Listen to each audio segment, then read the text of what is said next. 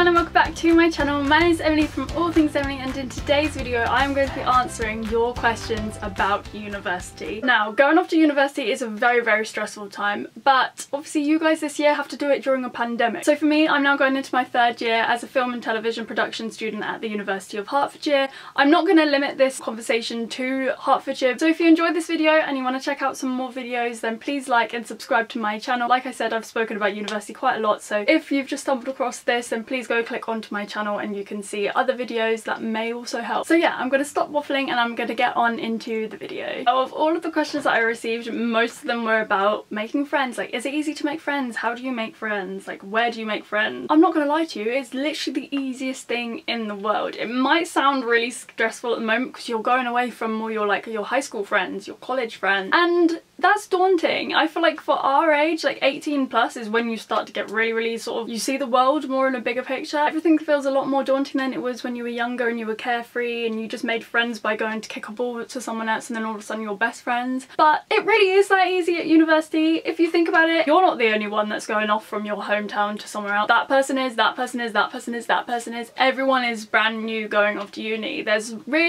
very rare that you find like couples of people that have gone off to university together.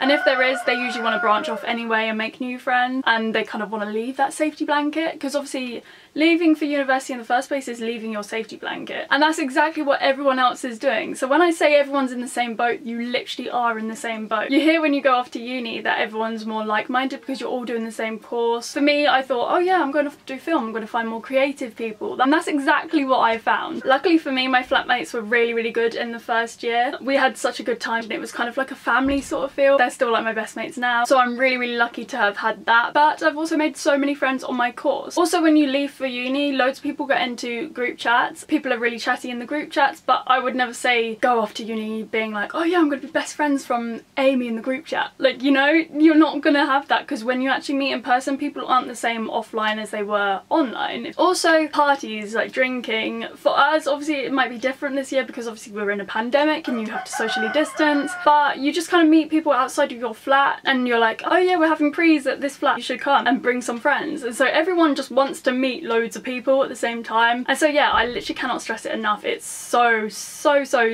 easy to make friends.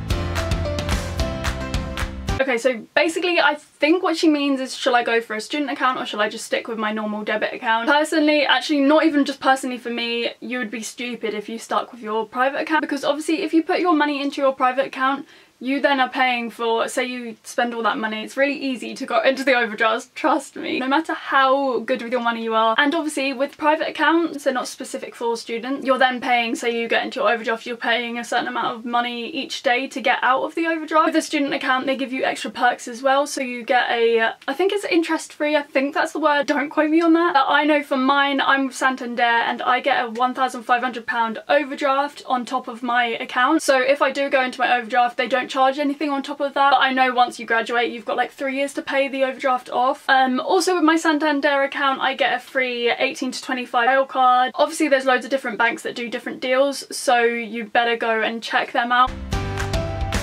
This is a funny one because you just do. I think the stress kind of helps you to get your deadlines done on time, because you're then like, oh my god, I haven't done it, and so you just kind of make sure you do it. Spend all-nighters at the library. That's not a rarity, that is a very common thing to do. It's not rare that you'll see someone at the library at 3 AM on a Monday night, basically. Probably not the best thing to do. I would not recommend spending an all-nighter in the library, but sometimes that is what happens. For first year it doesn't actually count anyway, but always going to say take it seriously because it does give you a leg up into second year. You get respect from your lecturers, from your classmates, so definitely take your first year seriously, but at the end of the day just remember it doesn't actually count. So if you're going to stress about assignments, it's not really worth it. Like, there's no point in getting ill about assignments. But obviously second year, take that seriously. I definitely took my second year so much more seriously. I had assignments done like a month before the deadlines and I can't explain how good that makes you feel. So it's just a matter of priorities really. Like, is that foam party really worth going if you're going to be stressing for the next 5 days about getting an assignment done? No, not really. I know for me, I'm a worrier, so I know if I was to go to a party and then be like, I'm gonna make myself ill because I struggle with stress really, really bad. So yeah, I kind of learned that there's a lot of compromise, but then there's also times where it's a lesser assignment and then I'm like, yeah, I'll go to the party because I know I can get this assignment done in a day. So yeah, it's just a matter of balance really. I thought I'd put these together because I'll probably talk about both subjects in this question. So is it worth going to university? I'd definitely say yes, in the sense of character building, you're growing, you're getting your independence. Like there's so many lessons that you learn whilst going to university, and it's also so much fun. But in the sense of learning, like it depends on the course you do, because obviously some courses you can't physically have that career without it. For me, doing film, I could have had a career without studying at uni. You don't have to have a film degree to go and be a filmmaker. But personally for me, where I live, there's not very many opportunities within the film industry, and the reason I went to university in the first place was because unless I wanted to be an administrator, do a trade job, work in a supermarket or a cafe, for the rest of my life there wasn't really that many opportunities as a creative. And obviously for me, I am a creative person, so I kind of needed to leave. I didn't have that much experience. I'd done a film academy before leaving off to uni, but I didn't really have that much experience as a filmmaker that I felt confident enough to go straight into the industry. So I just thought, you know, I'm gonna go off to uni. I also wanted the experience as well, so that's why I left. But obviously there's some degrees, like say you were in my position as wanting to do film, but you'd already done loads of work, say you'd already worked on Netflix, then there's absolutely no point. Like you should not bother going to university because you can just work up your way in the field that way. See, in the sense of the uni experience, that everyone talks about the uni life where it's all parties and clubbing, like, then it is fun. Everyone has this preconception of university as all parties. Like I know when I went off to uni, it used to do my head. It constantly asked me, oh, you're just gonna be partying every day, like you're not actually gonna do any studying.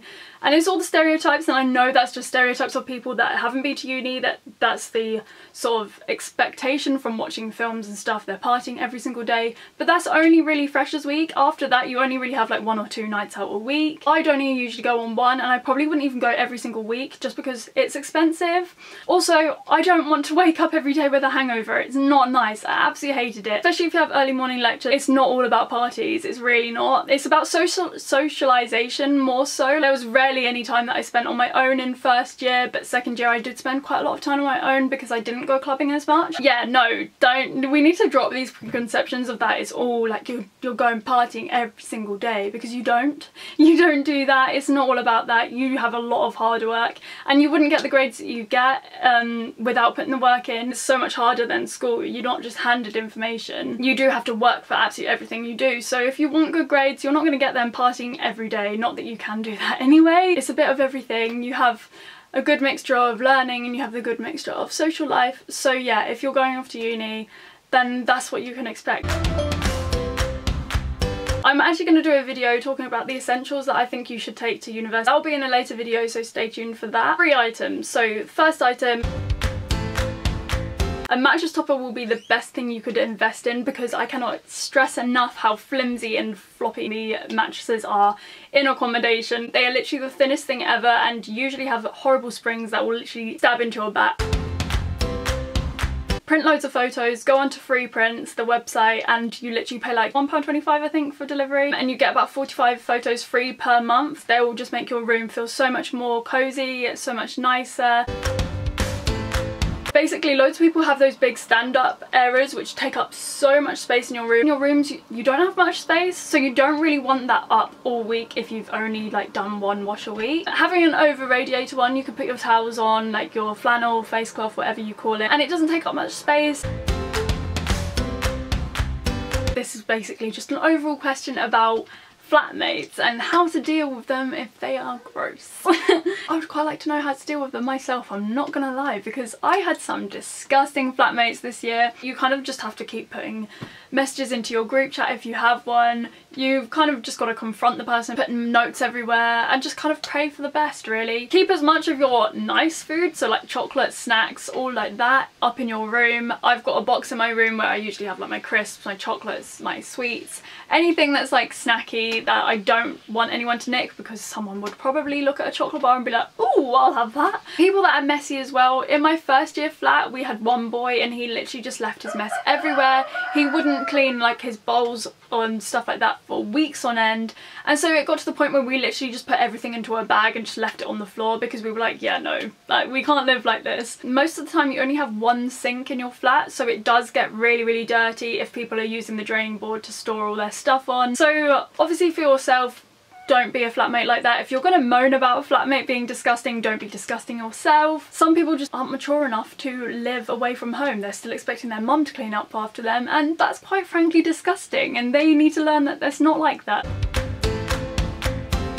Now, throughout my whole life, the best piece of advice I've ever received, so this isn't even just applying to university, through life in general, is what my mum's always told me: stay true to yourself. You shouldn't ever live life with regrets or anything. So if you go off to university and you start behaving in a way that's not you, like that's not you, that you don't want to be that person, then you're going to live life with a lot of regrets. But if you stay true to yourself, then you're going to have the best time, and people are going to love you for who you are, so you might as well be who you are. As cringe as that might sound.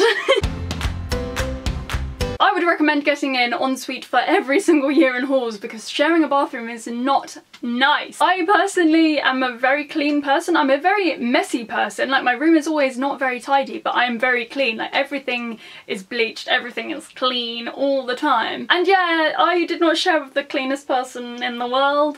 I was the only one that was doing the cleaning, and it got on my nerves massively. First year I lived with an ensuite, and that was perfect. It's so much more ideal. You can walk around naked. Like, I could just lay on my bed naked after having a shower, and it was lovely. Obviously, if you're confident, go ahead, walk across that hall naked, but not for me. No. Yeah, definitely get an ensuite if you can afford it. If not, it's really not the end of the world. I'm just a bit of a snob in that sense, that I do not want to share a bathroom. When I did share a bathroom, it really was not that big of a deal. Like, I'm making it seem very dramatic. It wasn't too bad. I know even if she did clean the bathroom, that I would then go and clean it afterwards as well, just because I'm a bit weird. Yeah, it's really not that big of a deal, and it's a lot cheaper if you do share a bathroom. But yeah, I did not want to do that. I feel like a lot of people do go to uni for the sake of it, but then they kind of go there and they don't go to lectures, they get really bad grades, and they just want to party all the time. And obviously you can do that. If you want to do that, you can. Like, it's your money you're spending, but do you really want to be £60,000 in debt for the rest of your life for the sake of going to a few parties each week? Like, no. I have spoke about this before, a little bit of self-promo, because obviously I took a gap year and my friend Ellen also took a gap year, so I'll leave it in the eye, because we basically spoke about the options that you have after leaving sixth form. For me, I took a gap year and then went to uni, and Ellen, she took sort of a gap year and she went travelling, and now she's working. So there's so many different options that you could take, like apprenticeships, etc. If education isn't for you, don't go to uni. If your friends have gone to uni and you want that party life, go and stay with them for Freshers Week and go and have it. But obviously this year's going to be different anyway, so if you're going for the sake of it to have loads of parties, nights out, all that time, yeah, you're probably not going to get that as much this year, so save your £60,000. Obviously it depends on your financial situation. For me, I obviously took my gap year because I wanted to be able to be more self-sufficient. I wanted to go and have fun, but also being able to pay my phone bill, my bills. So for me, I obviously did save up for the year before going, and I would recommend that you save up. My parents have helped me out quite a lot at university, but I know so many people have had their parents literally do everything for them, literally everything. And I personally wanted to go off to uni to have the independence, so I've never asked my parents for money. Luckily for me, like, and I'm very grateful for it, they have helped me quite a lot. But yeah, I would not go to university and have my parents pay for everything for me. I'd want to be self-sufficient. I've always wanted to be self-sufficient. Second year, I've also got a job, so it's a lot easier. Yeah, if say you haven't had a job before going off to uni, I'd say try and get a job whilst you're at uni, just because it'll help you so much more, and you won't feel guilty about paying for a couple of shots at the club, because it's not going to jeopardise whether you can pay for your food that week. Right, I think that is pretty much all of the questions rounded up and wrapped up. If you guys have any more questions, then please do send me messages or whatever on Instagram. I don't always reply straight away, but I will reply, and I definitely will reply before you go off to university. So if you do have anything, please do send me a message and I will try and help as best as I can, or comment below. I hope you guys enjoyed this video. I hope it helped. So if you did enjoy this video, please give it a like and subscribe to my channel for more videos like this. Thanks for watching. Bye guys.